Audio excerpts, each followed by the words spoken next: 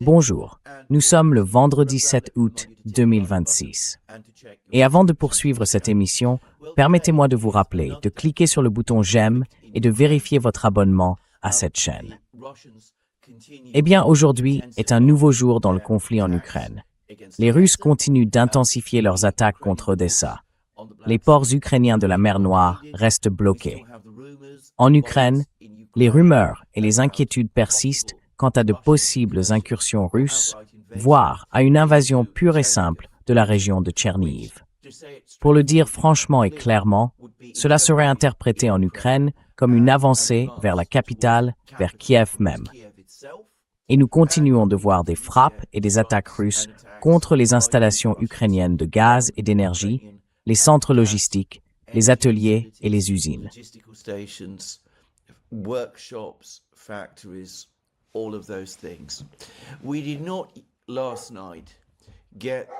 Nous n'avons pas eu, la nuit dernière, le genre de frappe russe massive que nous avons déjà connu, ni sur Kiev, ni sur l'ensemble du territoire ukrainien.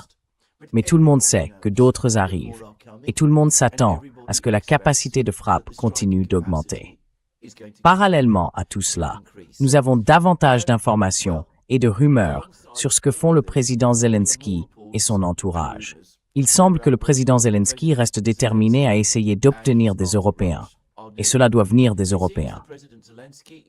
De manière réaliste, ce ne sera personne d'autre, et peut-être des Américains, mais c'est beaucoup moins probable qu'ils lui fournissent, à lui et à l'Ukraine, davantage de missiles de défense aérienne Patriot.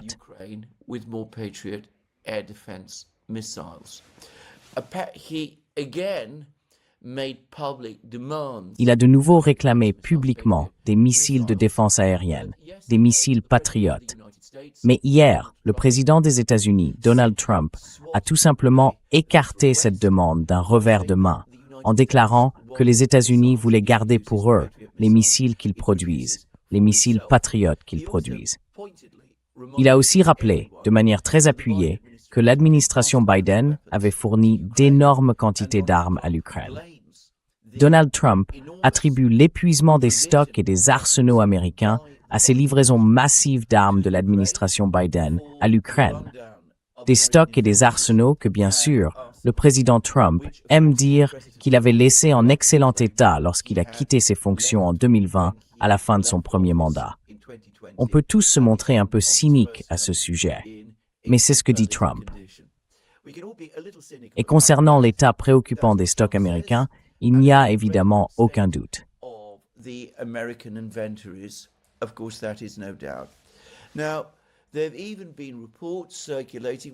Or, des informations ont même circulé, et d'ailleurs, je les crois vraies, selon lesquelles le président Trump et Pete Hegseth, son secrétaire à la défense, ou plutôt à la guerre, ont désormais eu des échanges très amers.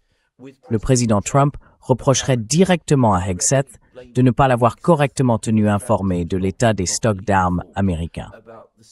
Et cela aurait placé Trump et les États-Unis dans une position plus faible qu'ils ne l'auraient été autrement face à l'Iran. Bon, laissons cela de côté pour l'instant. Le fait est que les stocks américains sont effectivement épuisés.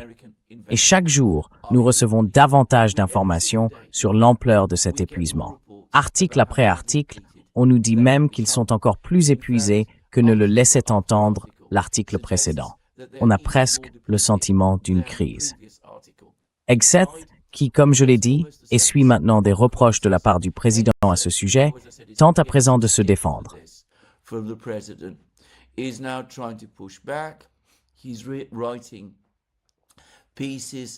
Il écrit des articles, des tribunes, affirmant que tout cela relève des fausses informations. Pourtant, il ne fournit aucune donnée concrète qui permettrait réellement de contester les informations que nous recevons sur l'épuisement des stocks américains de missiles. Il faut préciser que tous les stocks de missiles ne sont pas épuisés au même niveau. Il semble que les stocks d'ATACMS et d'autres missiles tactiques soient terriblement réduits. Les stocks de missiles Tomahawk sont réduits. Les stocks de missiles de défense aérienne sont réduits.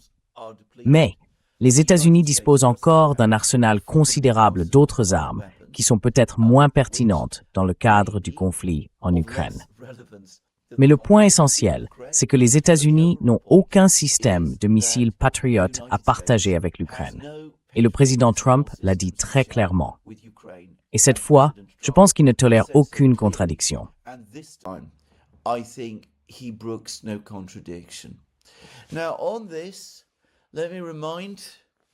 À ce sujet, permettez-moi de vous rappeler à tous ce qui s'est passé l'an dernier, avant même, en réalité, la guerre en Iran. Dès le début de l'été 2025, le Pentagone signalait des pénuries d'intercepteurs de missiles de défense aérienne, et plus précisément d'intercepteurs Patriot. Zelensky s'en plaignait. Des articles paraissaient dans les médias européens affirmant que les États-Unis rejetaient les demandes de l'Ukraine visant à obtenir davantage d'intercepteurs Patriot, non pas parce qu'il y avait une pénurie d'intercepteurs Patriot. Les médias en Europe et aux États-Unis niaient catégoriquement cette réalité, malgré l'accumulation des preuves. Tout cela était, une fois de plus, rattaché au récit habituel sur le prétendu parti pris du président Trump en faveur de la Russie et son hostilité envers l'Ukraine.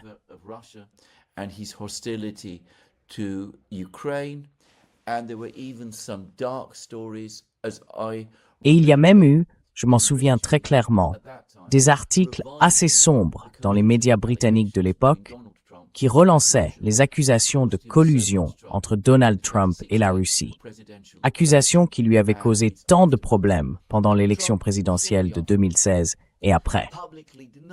Peu après, Trump a publiquement nié qu'il y ait d'importantes pénuries de missiles Patriot. Et il est passé outre le Pentagone. Il a bien ordonné de nouvelles livraisons de missiles Patriot à l'Ukraine. Puis peu après, il a négocié un accord permettant aux Européens d'acheter des missiles Patriot aux États-Unis pour les fournir à l'Ukraine. Cela a permis de maintenir les livraisons de missiles Patriot à l'Ukraine pendant encore quelques semaines et quelques mois. Mais cette fois-ci, cette année, Trump raconte désormais une autre histoire. Is now telling a different story. He admits that the United States has... Il admet que les États-Unis ont effectivement entamé leur stock de missiles de défense aérienne Patriot et qu'ils doivent donc préserver ce qu'ils ont, tout en ajoutant pour reconstituer leurs réserves. Eh bien, Zelensky n'est évidemment pas satisfait de cela. Il tambourine aux portes, ou du moins, il envoie apparemment des émissaires ukrainiens tambouriner aux portes de tous les États européens pour exiger qu'ils lui remettent, à lui et à l'Ukraine, tous les missiles intercepteurs patriotes qu'il possède encore. Et il insiste sur le fait que l'Ukraine reste la première ligne de défense. Si elle tombe, l'Occident tombera aussi. La horde russe poursuivra vraisemblablement sa marche effroyable vers l'Ouest à travers le reste de l'Europe.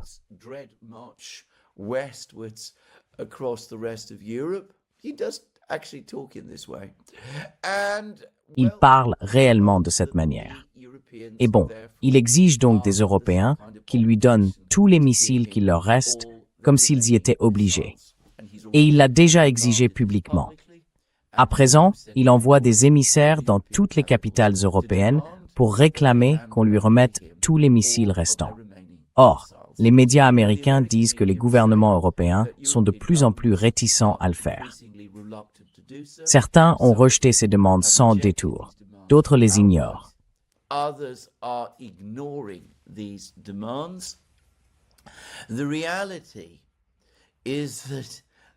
En réalité, les pénuries de systèmes de défense aérienne en Europe sont désormais devenues si aiguës à cause du flux incessant de ces systèmes vers l'Ukraine que les gouvernements européens, même ceux qui soutiennent ardemment l'Ukraine, sont de moins en moins disposés à céder ce qu'il leur reste.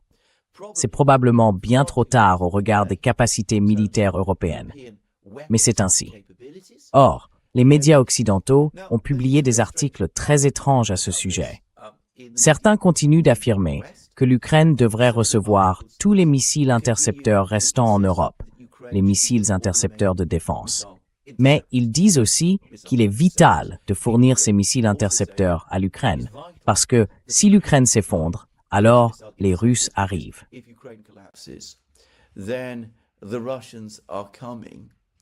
They don't explain what Europe is supposed to Ils n'expliquent pas ce que l'Europe est censée faire dans ce cas-là, si, à ce stade, elle a donné à l'Ukraine tous les missiles intercepteurs patriotes qu'elle possède et qu'il ne lui en reste plus aucun.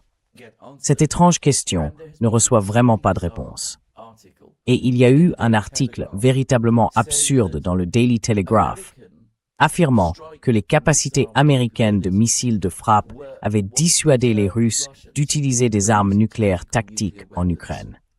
Les Russes auraient soi-disant tenu compte des avertissements de l'administration Biden, selon lesquels, s'ils utilisaient des armes nucléaires tactiques en Ukraine, l'ensemble des forces russes de défense aérienne et aérospatiale serait anéanti par des frappes massives de missiles américains à guidage de précision. American precision-guided missiles. And supposedly the drawdown. Et soi-disant, la diminution des stocks américains a affaibli l'effet dissuasif que les États-Unis exerçaient auparavant contre l'emploi d'armes nucléaires par la Russie. Et soi-disant, c'est désormais un sujet de grave préoccupation au sein de l'OTAN et des instances américaines. Car l'article n'explique pas pourquoi. Si ces armes à guidage de précision dont disposaient les États-Unis pouvaient être aussi efficaces contre l'immense armée russe, très sophistiquée, elles ont échoué contre l'armée plus petite et moins sophistiquée dont dispose l'Iran. C'est l'un de ces extraordinaires sauts de logique que les médias occidentaux nous servent, qui me laissent absolument perplexe et amusé, et qui, parce qu'ils ne sont jamais contestés de façon cohérente, restent là sans être remis en question. To stay there unquestioned. Anyway, there it is. So the United States. Quoi qu'il en soit, voilà où on en est. Les États-Unis ne peuvent pas fournir de missiles de défense aérienne à Zelensky. Zelensky ne peut pas en obtenir des Européens. Et les Européens ne veulent pas lui en fournir, parce que dans ce cas, ils se retrouveraient sans couverture aérienne, alors qu'on leur répète sans cesse qu'ils doivent craindre une attaque russe. Apparemment, un rapport circule même au sein de la communauté du renseignement américaine. Il affirme qu'une attaque russe, une attaque de missiles contre l'Europe, pourrait survenir à tout moment. Ce qui rend encore plus difficile d'imaginer que les Européens veuillent, dans ces conditions et à ce moment précis, se passer de leur capacité de défense aérienne.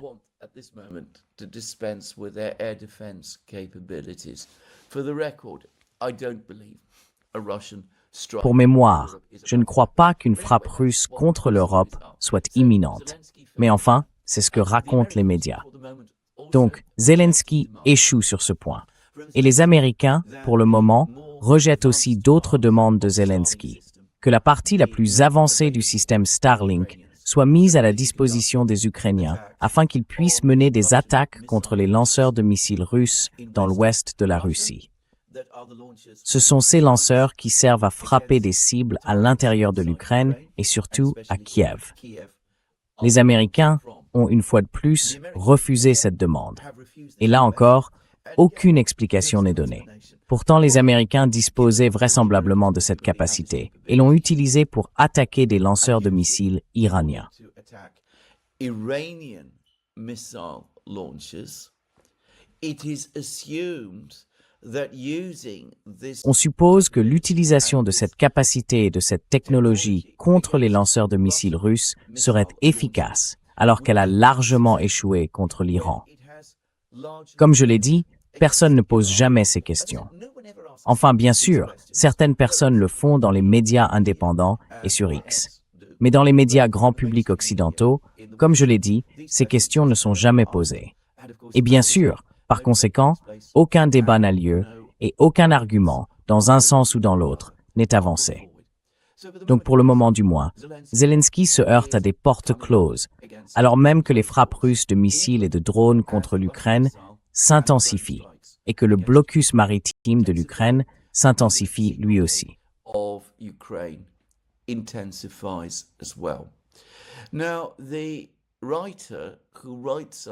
Aujourd'hui, l'auteur qui écrit sous le nom Events in Ukraine sur son site Substack a publié, je pense, ce qui est peut-être son meilleur article à ce jour sur l'état de la guerre en Ukraine.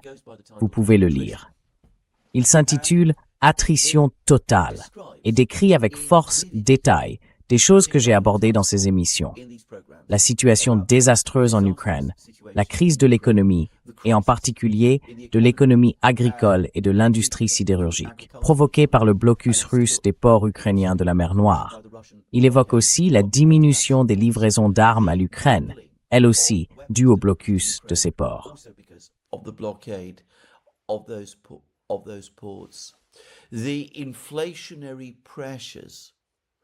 Les pressions inflationnistes que tout cela provoque au sein de l'économie, ainsi que les pressions supplémentaires sur un budget déjà très largement dépassé. Et le fait que, soit dit en passant, j'ignorais qu'au-delà des effets du blocus maritime russe, les livraisons d'acier ukrainien vers l'Europe sont désormais aussi affectées par des droits de douane de l'Union européenne. Ces droits visent à protéger la sidérurgie européenne, qui est très influente, mais elle aussi extrêmement sous tension.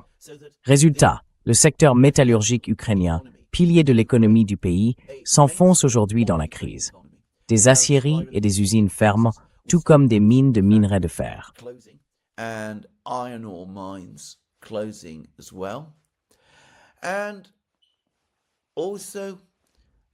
Et l'article évoque aussi, de façon très vivante, les prétendus succès de la guerre des drones et de la guerre des missiles menée par l'Ukraine contre la Russie.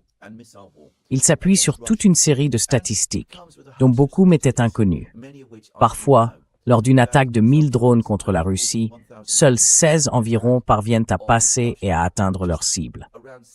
L'article souligne, en s'appuyant sur des informations fournies par le magazine d'information dissident ukrainien Strana, désormais publié, soit dit en passant, en Europe, que ces drones de type avion que l'Ukraine envoie en Russie, coûtent entre 100 000 et 120 000 dollars l'unité.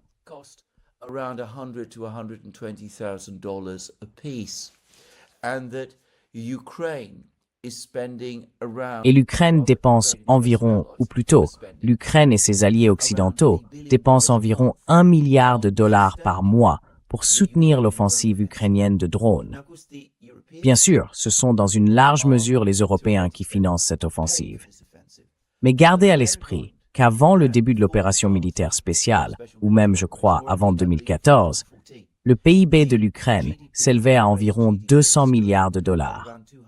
Donc, consacrer 1 milliard de dollars par mois, soit 12 milliards par an, à un seul programme militaire, représente une ponction énorme pour une économie de cette taille, et une ponction énorme sur le budget de défense de l'Ukraine.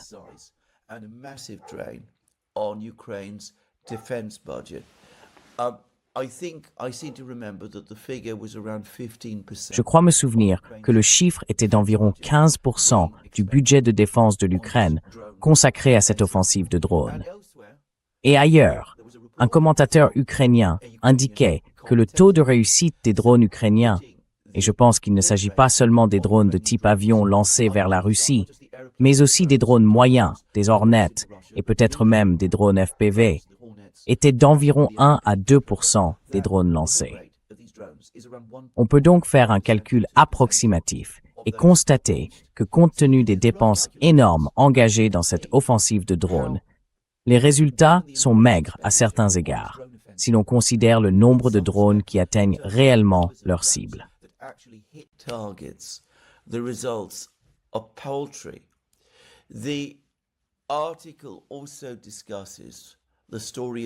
L'article évoque aussi l'histoire du missile Flamingo. Il contient bien certains composants électroniques avancés, mais il vole lentement, à basse altitude, et il est volumineux. Il est donc relativement facile à abattre pour les Russes. Il doit suivre le lit des rivières pour, semble-t-il, échapper à la couverture radar russe. Mais bien sûr, les Russes auront compris tout cela, et ils développeront de plus en plus des systèmes capables d'abattre un nombre croissant de ces missiles Flamingo. Et l'article se montre sceptique quant au taux de réussite revendiqué pour ces missiles.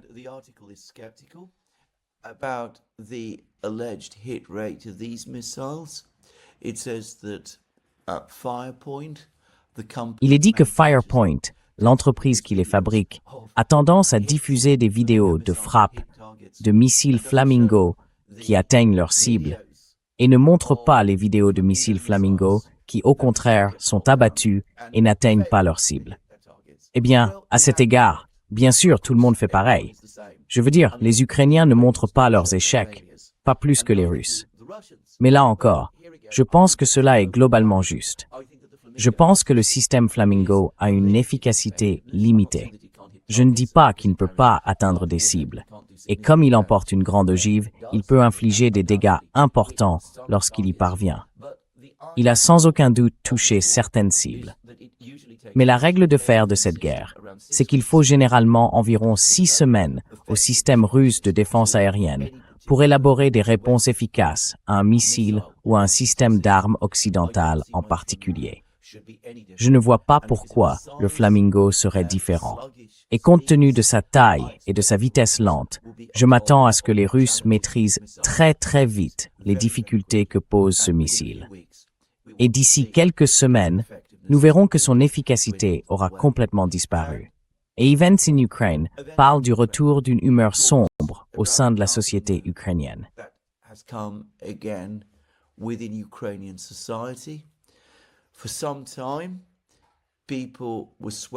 Pendant un certain temps, les gens se sont laissés emporter par la campagne de communication, la campagne médiatique que Zelensky et ses responsables vendaient sur l'immense succès de l'Ukraine dans ses frappes à l'intérieur de la Russie et sur la reprise de l'initiative sur les lignes de front.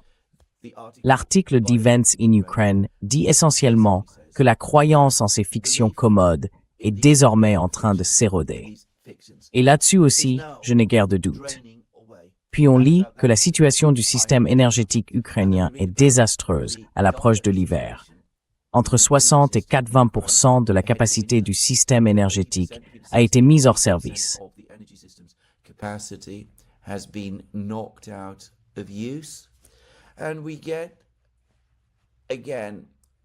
Et là encore, nous assistons à une avalanche de commentaires amers de commentateurs ukrainiens sur la situation générale en Ukraine.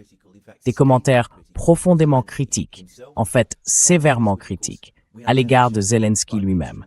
Des commentaires que bien sûr les médias traditionnels occidentaux ne nous montrent jamais. Fait intéressant, le commentaire le plus amer sur Zelensky que j'ai vu ces derniers jours ne figure pas dans cet article d'Events in Ukraine. C'était un commentaire qui évoquait la visite de Zelensky aux États-Unis, son entretien là-bas avec Donald Trump, ainsi que sa précédente visite en Grande-Bretagne.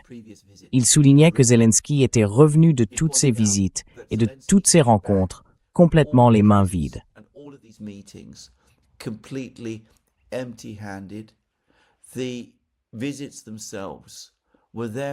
Les visites elles-mêmes ont donc été un échec. Elles relevaient en grande partie des relations publiques. Et l'article disait clairement que les relations publiques, à elles seules, ne peuvent pas aider l'Ukraine dans la terrible situation où elle se trouve aujourd'hui. Et pour revenir à cet article dans Événements en Ukraine, il présentait aussi un argument similaire. Il s'agissait d'un commentaire écrit par un autre commentateur ukrainien associé au mouvement Azov, un mouvement ultranationaliste. On pourrait, à juste titre, employer des termes bien plus forts pour le décrire. Et il dit la même chose. Il affirme qu'il y a eu toutes sortes de déclarations de Zelensky et de ses responsables sur le fait que la tendance s'inverserait, que l'Ukraine pourrait contrer les avancées russes dans l'est de l'Ukraine. Toutes sortes de discours optimistes sur la situation générale. Mais au bout du compte, rien de tout cela n'aide l'Ukraine d'une quelconque manière.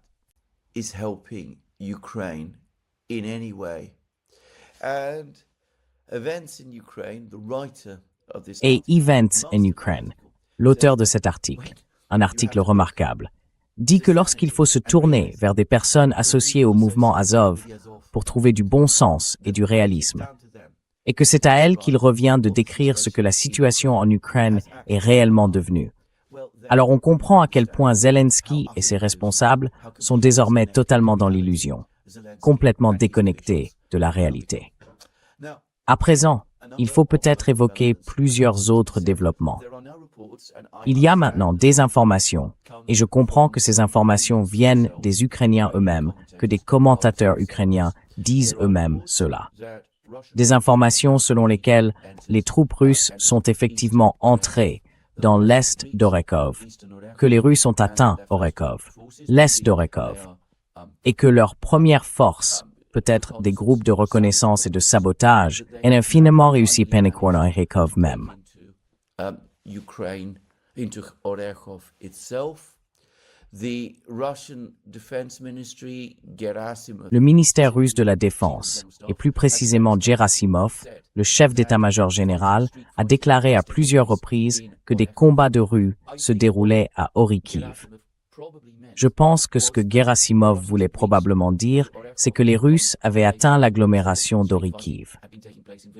Des combats de rue auraient donc eu lieu dans des villages comme Mala Tokmachka et d'autres villages autour d'Orikiv, plutôt que dans le centre urbain même d'Orikiv. Mais maintenant, il semble, selon des informations ukrainiennes, et elles semblent bien être ukrainiennes, que les forces russes soient arrivées dans l'est d'Orikiv. Cela fait précisément suite aux importantes avancées russes à mesure que les forces russes progressaient vers Orikiv depuis l'est. towards Orekov from the east. And alongside that report, Et parallèlement à ce rapport, qui est très inquiétant pour les Ukrainiens, nous apprenons maintenant que nul autre que Poutine lui-même a eu une conversation très intéressante avec le colonel Abdulaziz Sheikh Kabibov, qui serait, nous dit-on, le commandant de la 76e division de la garde aéroportée des forces armées russes. Or, la 76e division de la garde aéroportée est une division russe que, par hasard, j'ai appris à connaître un peu, car elle est basée à Pskov, la ville même que j'ai visitée plus tôt en juin cette année. Et à Pskov, j'ai vu les casernes très impressionnantes de cette division. Je n'y suis évidemment jamais entré, mais je les ai vues de l'extérieur. the very impressive barracks of this division, and I learned an awful lot about this division from the local people. Et j'ai appris énormément de choses sur cette division auprès des habitants et d'autres personnes. C'est évidemment une division très étroitement liée à la ville de Pskov, dont les habitants sont très fiers et qu'ils soutiennent fermement. Et bien sûr, selon beaucoup de gens, à Pskov, la 76e division aéroportée de la garde est la meilleure division des forces aéroportées russes. Bon, je ne saurais pas dire. Et il est tout à fait compréhensible que les habitants de la ville où cette division est basée le pensent, mais qu'il s'agisse effectivement d'une division d'élite. Là-dessus, je n'ai absolument aucun doute. Well, about that, I have no doubt whatsoever. Now, it is not apparently unusual. Or, il n'est apparemment pas inhabituel que Poutine téléphone à des commandants, à de véritables commandants d'unités engagés dans les combats sur la ligne de front. Poutine, en tant que commandant en chef suprême, a évidemment le droit de le faire. Mais, de manière générale, il a aussi été extrêmement attentif à respecter la chaîne de commandement. Il reçoit donc ses conseils militaires et ses comptes rendus sur la situation générale de la guerre de la part de Gerasimov, le chef de l'état-major général, qui est aussi le commandant en chef des forces russes sur ce théâtre d'opération. Poutine reçoit également des comptes rendus d'autres commandants du front, mais toujours après avoir entendu ce que Gerasimov a à dire. Et toujours, je l'ai remarqué, lorsque Gerasimov est lui-même présent. And always, I've noticed, when Gerasimov himself is present. So, and Putin also gives whatever Donc, orders Poutine donne aussi les ordres qu'il doit donner, ce qui, je le soupçonne, est très rare, parce qu'il ne joue pas un rôle direct dans la conduite de la guerre. Il ne semble pas donner d'instructions directes aux unités militaires. Quoi qu'il en soit, il donne ses ordres. Et lorsqu'il en donne, il les transmet par l'intermédiaire de Gerasimov et de l'état-major général. Mais Poutine téléphone régulièrement à des commandants d'unités engagés sur la ligne de front, et il leur parle. Et je crois comprendre qu'il le fait parfois jusqu'au niveau de la compagnie. Autrement dit, des forces de, disons, 100 hommes tout au plus, voire moins. Leur commandant peut soudain se retrouver au téléphone avec Vladimir Poutine, le président de la Russie, qui lui demande ce qui se passe réellement sur les lignes de front. asking them what is actually happening on the front lines. And I think this is Et je pense que c'est une politique intelligente et que les militaires eux-mêmes, les hauts gradés eux-mêmes, y sont probablement favorables. Parce que d'une part, cela donne aux commandants sur le front et aux soldats le sentiment que le commandant en chef suprême s'intéresse à ce qu'ils font et se soucie de ce qu'ils font, ce qui est un facteur de motivation important. Mais, plus important encore, cela fournit à Poutine des informations. Il sait ainsi que les informations qu'il reçoit des niveaux supérieurs de commandement sont bien corroborées, pour lui, par les hommes, par les combattants eux-mêmes sur le front. Voilà pourquoi Poutine fait cela. This is why Putin does this. And as I said, it is not unusual. Et comme je l'ai dit, ce n'est pas inhabituel. Ce qui l'est, en revanche, c'est que le Kremlin nous dise tout à ce sujet, qu'il rende compte, comme il l'a fait, de l'intégralité de la conversation et qu'il nous fournisse une transcription. Or, il s'avère que la 76e division aéroportée de la Garde ne combat pas à l'ouest d'Orekhov, comme je le croyais. Autrement dit, elle n'est pas sous le contrôle direct du lieutenant-général Teplinsky, qui dirige l'ensemble des forces aéroportées, mais qui commande aussi un groupement de forces sur le Dniepr, la force russe située au sud et à l'ouest d'Orekhov, et qui progresse peu à peu vers le nord, en direction de la ville de Zaporozhye elle-même.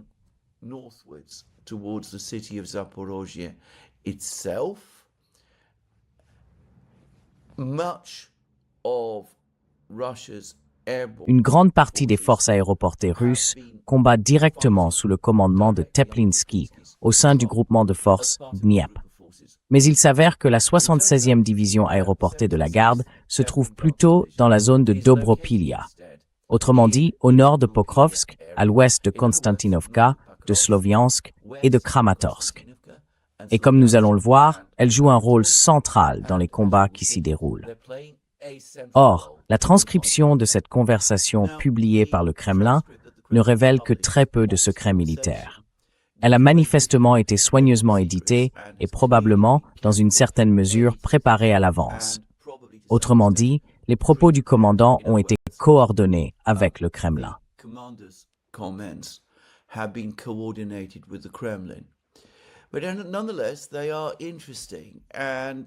Mais cela reste intéressant.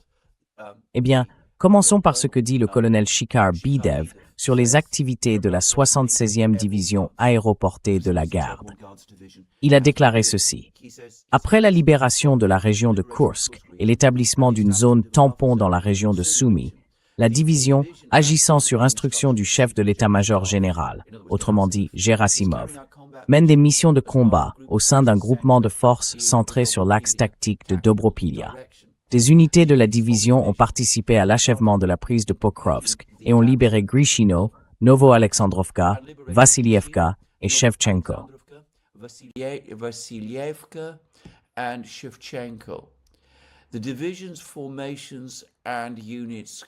Les formations et les unités de la division continuent de participer à la libération de la République populaire de Donetsk.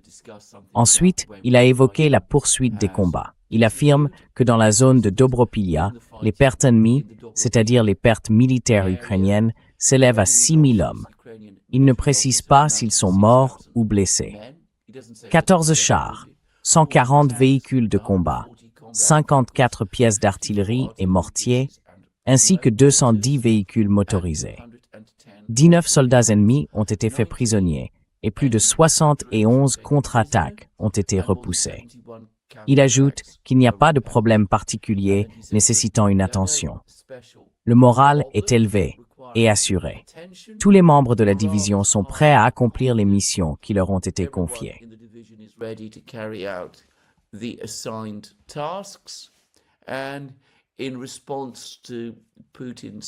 Et en réponse aux questions de Poutine, il affirme que tout se déroule conformément au calendrier et que les délais fixés sont réalistes. Voilà ce que le colonel Shikhabidev a dit à Poutine. Moi, je ne peux pas m'empêcher de penser que cela nous prépare à l'annonce de la chute imminente de Dobropilia. Sinon, pourquoi assisterions-nous à cette conversation entre Poutine et ce qui s'avère être l'unité militaire la plus importante dans la zone de Dobropilia, qui combat dans cette zone au sein d'un groupement de forces.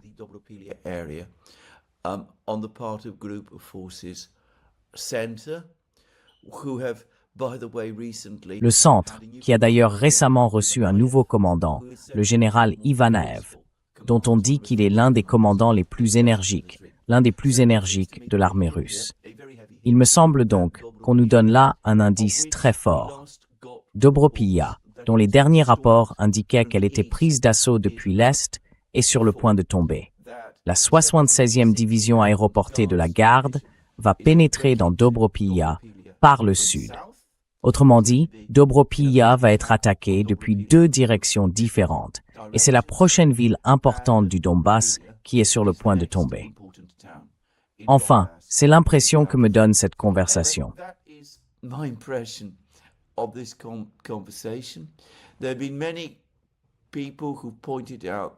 Beaucoup de gens ont souligné que la chute de Dobropilya serait un désastre pour l'Ukraine. Elle permettrait aux Russes de contourner par l'ouest, par le sud-ouest, toute l'agglomération de Sloviansk-Kramatorsk, en coupant les approvisionnements des troupes ukrainiennes qui s'y trouvent. Il existe une réelle possibilité que si Dobropilya tombe, tout ce territoire s'effondre et devienne une poche, avec probablement des dizaines de milliers de soldats ukrainiens piégés à l'intérieur. La chute de Dobropilya ouvrirait aussi potentiellement la voie à une avancée russe à travers des terrains découverts, sans position fortifiée importante, en direction du Dniepr, et potentiellement vers les villes de Pavlorad, voire plus au nord, jusqu'à Kharkiv même.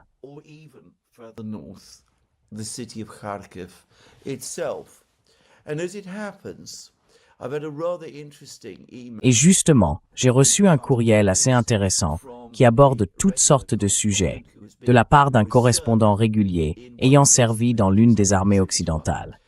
Je ne dirai pas laquelle. Cette personne m'a expliqué que, plus encore que des chars, pour se déplacer rapidement en terrain découvert, l'infanterie a besoin de véhicules blindés, de véhicules de combat d'infanterie et de transport de troupes blindées. Et je crois comprendre que l'armée russe en dispose en abondance, contrairement aux Ukrainiens.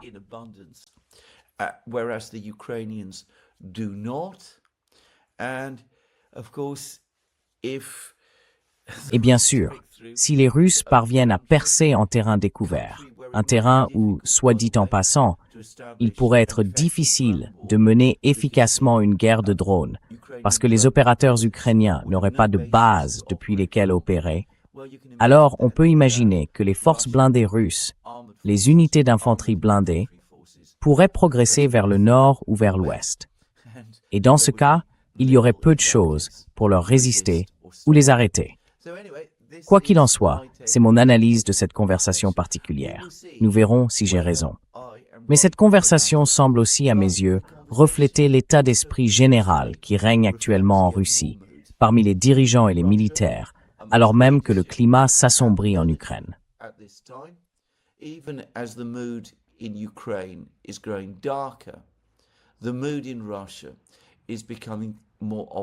L'ambiance en Russie devient plus optimiste. Il y a le sentiment, comme je l'ai évoqué dans une émission récente, que le point de bascule a été atteint et que pour les Russes, les combats commencent à devenir plus faciles à partir de maintenant. Enfin, c'est ainsi que je comprends ce qui se passe là-bas. De nouveaux rapports font état d'autres avancées russes dans la région de Kharkov. Mais je reviendrai sur tout cela dans une autre émission. Et puis, nous verrons bien comment les choses évoluent là-bas. Or, l'Ukraine, comme je l'ai dit, risque de faire face à un hiver très difficile. Mais ce ne sera pas le seul pays d'Europe à devoir affronter un hiver très difficile.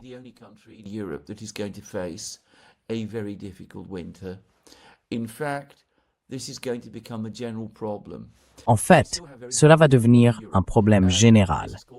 Nous avons toujours des températures très élevées en Europe, et cela a provoqué toutes sortes de problèmes. Par exemple, les fleuves sont très bas. Plusieurs personnes ont souligné que toute idée que les Ukrainiens auraient pu avoir d'envoyer des barges chargées de céréales et d'autres marchandises par les fleuves vers Constanța, comme alternative au transport maritime, devient désormais pratiquement impossible, précisément parce que le niveau de l'eau est si bas. Il y aura beaucoup moins de place pour que des barges industrielles lourdement chargées puissent manœuvrer sur ces fleuves. To maneuver through these rivers now. But all of that aside, the very hot weather Mais indépendamment de tout cela, les très fortes chaleurs entraînent presque certainement une hausse de la consommation d'énergie en Europe. Les systèmes de climatisation dans les logements, mais aussi et surtout dans les bureaux et les usines, vont tourner à plein régime. Le pompage de l'eau, tout cela va également fonctionner à plein régime. Évidemment, la consommation d'énergie augmente, même pendant un été chaud. Elle ne sera pas aussi élevée que durant un hiver froid, mais il ne faut pas la sous-estimer. Et pour les Européens, cet été ne ressemble à aucun autre. J'ai lu que les réserves européennes de gaz ne sont qu'à 58% de leur niveau, soit 20% de moins que ce qu'elles devraient être à cette période de l'année en préparation de l'hiver.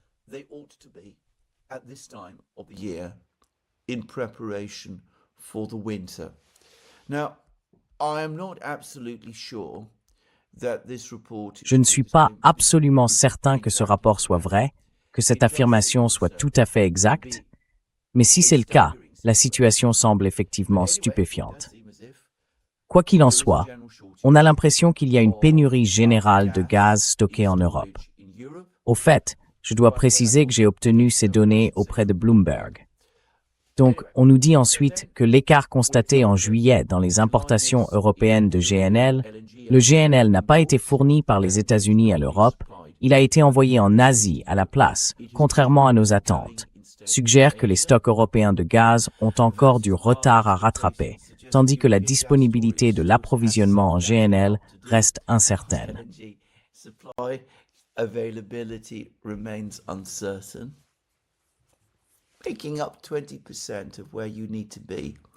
Arriver à 20% de là où vous devez être, ça représente quand même, à mes yeux, un énorme retard à rattraper. Globalement, nous avons toujours d'immenses incertitudes sur la situation dans le détroit d'Ormuz. Il y a des rumeurs. À ma connaissance, au moment de cette émission, aucune déclaration officielle n'a été faite. Mais plusieurs rumeurs indiquent que les Iraniens et les Omanais seraient parvenus à une forme d'accord entre eux. Peut-être que oui, peut-être que non. Cela semble très conforme à ce que j'ai dit. Il y aura une sorte de droit de passage pour les navires qui traverseront le détroit d'Ormuz. Les Iraniens et les Omanais réglementeront ensemble le passage. Selon les Iraniens, les navires liés à Israël et aux États-Unis ne pourront pas emprunter le détroit d'Ormuz.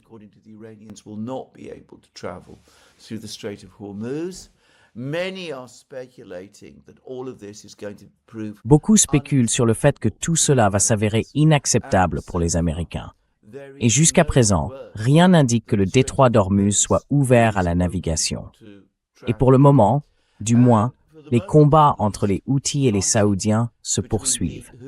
Je dis « combats ». Des frappes à longue portée menées par les uns contre les autres seraient peut-être une description plus juste de ce qui se passe. Mais les Houthis continuent d'attaquer des installations énergétiques et des points d'approvisionnement en énergie saoudiens. Et je crois comprendre qu'au cours de la semaine dernière, on a atteint une situation extraordinaire, une première en 40 ans. Les États-Unis n'ont pas importé le moindre pétrole d'Arabie saoudite.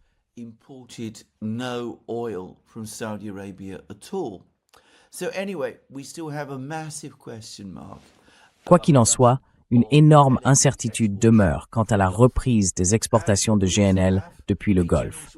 Et il y a aussi une pénurie générale de gazole, qui, semble-t-il, touche l'Europe de manière disproportionnée. Et chose incroyable, alors même que tous ces problèmes s'accumulent, les dirigeants européens paraissent déterminés à aggraver les choses. Selon certains rapports, par exemple, ils commencent maintenant à exiger de la Turquie une sorte de certification sur l'origine de ce que la Turquie pourrait exporter vers l'Europe, afin de s'assurer que cela ne vienne pas de Russie. Sans aucune réflexion, aucun plan, aucune idée sur l'endroit d'où cela devrait venir à la place.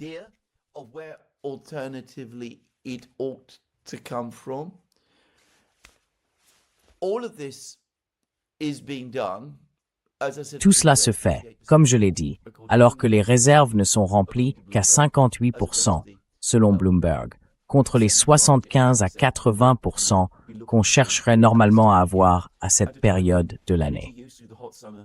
Et ce, alors que la consommation d'énergie pendant les mois chauds de l'été devrait se poursuivre, que les approvisionnements en pétrole restent incertains et qu'il existe une pénurie mondiale de gazole qui risque d'affecter particulièrement l'Europe.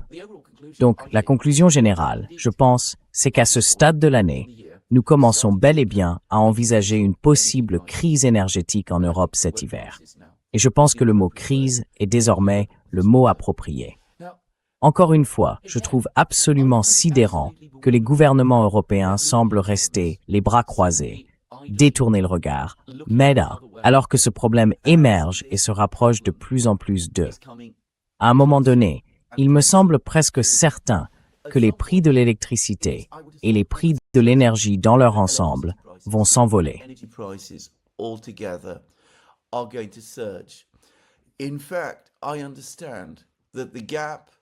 En fait, je comprends que l'écart entre les prix de l'énergie en Europe et ceux de l'énergie aux États-Unis s'est encore creusé. Cela rend les produits européens encore moins compétitifs sur un marché américain qui, du fait de la politique tarifaire de Donald Trump, devient déjà plus difficile d'accès.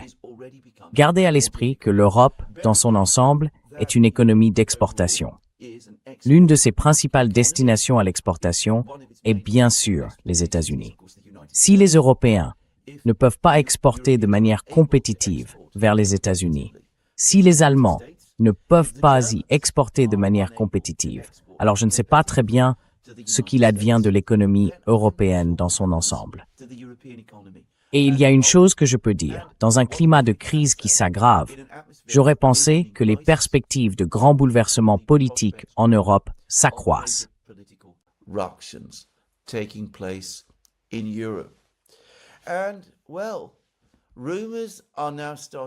Et puis, eh bien, des rumeurs commencent maintenant à circuler selon lesquelles le chancelier Merz, en Allemagne, serait en grande difficulté.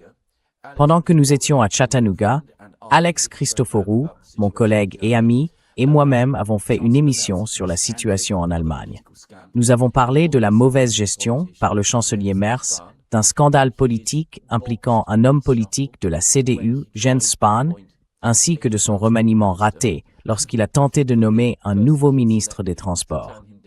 La personne qu'il avait choisie l'a finalement refusé, juste avant que la nomination ne soit annoncée et que le remaniement ait lieu.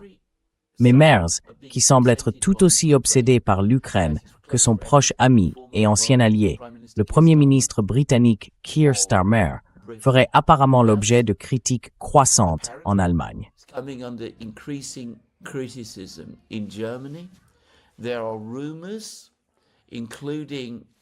Il circule des rumeurs, y compris au sein de la CDU, relayées par les médias britanniques, selon lesquelles le parti de Merz, la CDU, envisagerait apparemment de lui demander de se retirer si l'AfD remportait des victoires convaincantes lors des élections dans les deux laires du Mecklembourg et de la Saxe, dans l'est de l'Allemagne, le mois prochain. Mais j'ai entendu certains échos, peut-être en partie déclenchés par cette crise énergétique qui se profile, et qui sera évidemment un sujet particulièrement sensible en Allemagne même, selon lesquels certaines personnes au sein de la CDU veulent accélérer la pression. Elles essaieraient d'obtenir que Merz démissionne de son poste de chancelier dès la semaine prochaine, avant les élections de septembre, dans les Länder d'Allemagne de l'Est.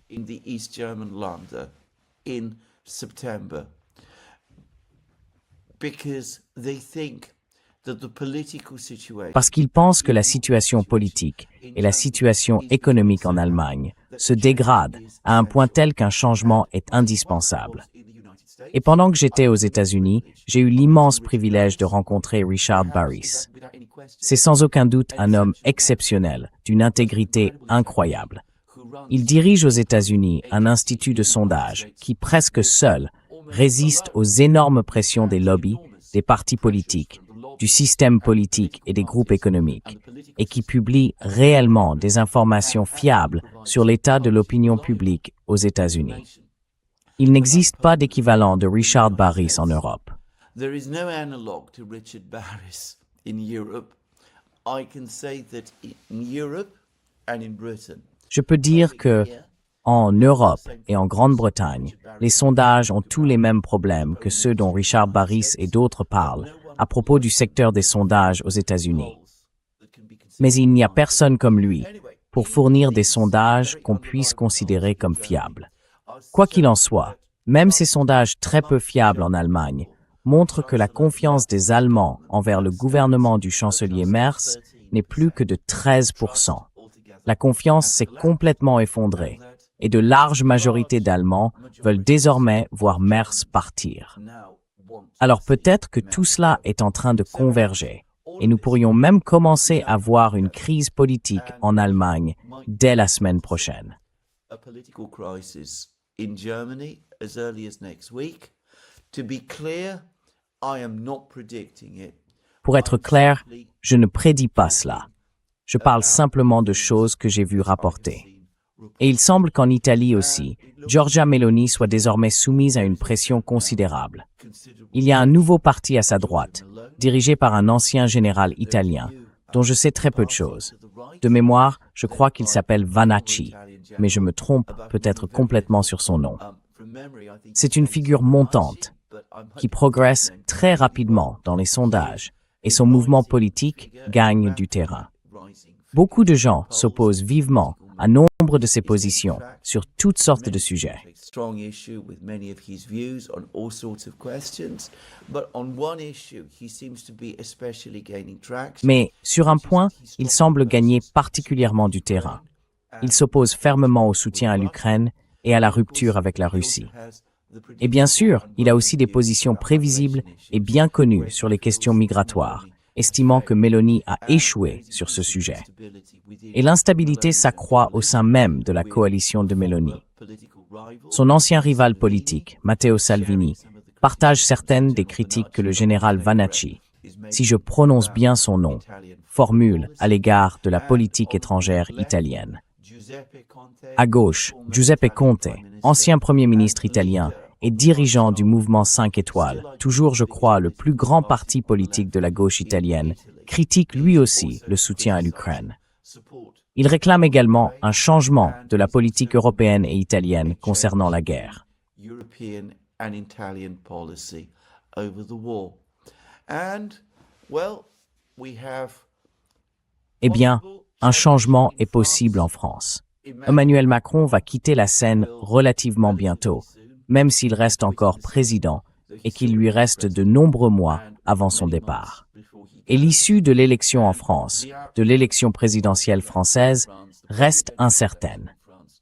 Mais pour l'instant, Marine Le Pen est en tête des sondages en France et elle aussi réclame un changement de politique. Alors peut-être que tous ces éléments vont converger et que nous verrons effectivement l'an prochain une forme de changement de politique en Europe à mesure que les énormes pressions économiques et sociales s'intensifient. economic pressures and social pressures mount. But I have to say, it seems to me that Et je dois dire qu'il me semble que plus probablement, à mesure que la situation militaire en Ukraine passe de mauvaise à pire, que la situation économique en Ukraine devient catastrophique, que les Russes avancent et que les Européens commencent à voir le Donbass tomber. Le parti de la guerre en Europe, du moins c'est mon impression, va plus probablement revenir à la charge et exiger une nouvelle escalade. Ils vont plus probablement dire qu'il y a une pression croissante de la part des Russes. Et ils vont se plaindre de davantage d'ingérence russe dans les élections européennes. Il y a des plaintes. On parle déjà de la montée du général Vanacci comme étant due à une ingérence russe en Italie. J'ai lu tout cela aujourd'hui dans un article du Guardian. Le chef du parti SPD en Allemagne, qui est vice-chancelier, réclame de nouveau que l'AfD soit interdite et empêchée de se présenter à une nouvelle élection allemande. from standing in a new German election. There's that report that I spoke about from the US. Il y a ce rapport dont j'ai parlé, venant de la communauté du renseignement américaine, au sujet d'une attaque imminente de la Russie. Je m'attends à ce que l'atmosphère en Europe, cet automne et cet hiver, devienne extrêmement tendue et extrêmement dangereuse aussi. Et certaines personnes en Europe, si ce rapport que je viens de lire est vraiment exact, semblent avoir complètement perdu la raison. Apparemment, en Estonie, ils planifient désormais activement une invasion russe. Et ces plans prévoient l'évacuation de toute la population civile estonienne, ainsi que la destruction des villes et des villages d'Estonie, y compris la belle, du moins, c'est ce qu'on me dit, capitale estonienne, Tallinn. Tout doit être détruit, et toute la population estonienne est apparemment censée fuir vers la Finlande, en laissant derrière elle un désert que les Russes pourront occuper.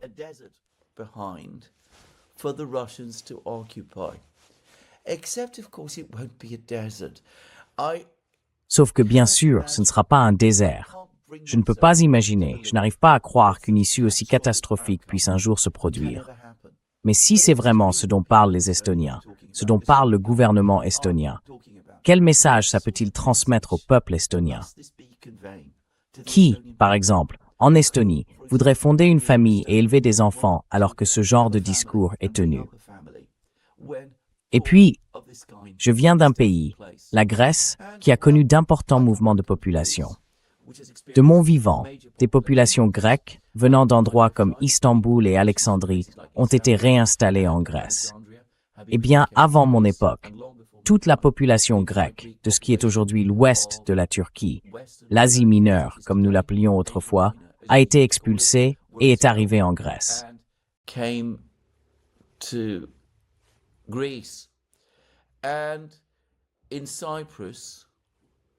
Et à Chypre, le pays de mon collègue et ami Alex Christoforou, toute la population grecque du nord de Chypre a elle aussi été contrainte de partir et s'est réinstallée au sud.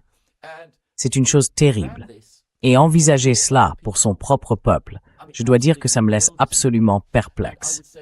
Et je dirais que comme le sait chaque Grec, et comme le savent aussi de nombreux Allemands, qui ont eux aussi dû quitter ce qui était autrefois des territoires allemands dans ce qui était l'Allemagne de l'Est avant la Seconde Guerre mondiale.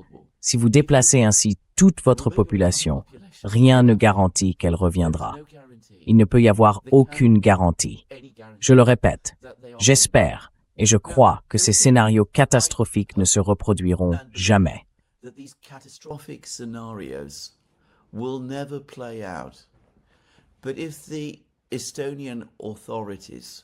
Mais si les autorités estoniennes pensent réellement ainsi, alors tout ce que je peux dire, c'est que Kaja Kallas, avec son ensemble de convictions extraordinaires et son obsessionnelle haine des Russes, semble être dangereusement représentative d'une classe politique estonienne qui a complètement perdu tout contact avec la réalité. Eh bien, sur cette note sombre, je vais mettre fin à l'émission d'aujourd'hui. Je vous rappelle une fois encore que vous pouvez retrouver toutes nos émissions sur nos différentes plateformes, Locals, Rumble, X et Substack. Vous pouvez soutenir notre travail via Patreon et Subscribestar, ainsi qu'en vous rendant dans notre boutique. Les liens sont sous cette vidéo. Enfin, si cette vidéo vous a plu, n'oubliez pas de cliquer sur le bouton j'aime et de vérifier que vous êtes bien abonné à cette chaîne. C'est tout pour aujourd'hui. À très bientôt. Passe très bonne journée. More from me soon. Have a very good day.